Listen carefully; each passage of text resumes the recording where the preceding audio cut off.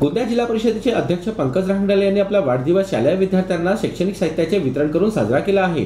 पंकज रहांगडले यांनी जिल्हा परिषदेत अध्यक्षपदाची धुरा सांभाळता जिल्हा परिषदेच्या माध्यमातून अनेक विकास कामे केली आहे। तर विशेष बाब म्हणजे त्यांनी जिल्हा परिषदेच्या शाळेत विद्यार्थ्यांना उच्च दर्जाचे शिक्षण कसे देता येईल यावर भर दिले।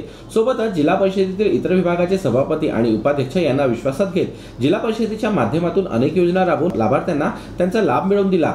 तर शासकीय योजनांची अंमलबजावणी देखील त्यांनी मोठ्या प्रमाणात केल्याने पंकज रहांगडले यांची जिल्ह्यात लोकप्रियता आणखीच वाढली असून आगामी विधानसभा निवडणुकीत त्यांनी गोंदिया तसेच तिरोडा या दोन मतदारसंघांपैकी एका मतदारसंघातून विधानसभेची निवडणूक लढवावी अशी इच्छा त्यांच्या मित्रांनी तसेच कार्यकर्त्यांनी त्यांच्या वाढदिवसानिमित्त शुभेच्छा देताना व्यक्त केली आहे।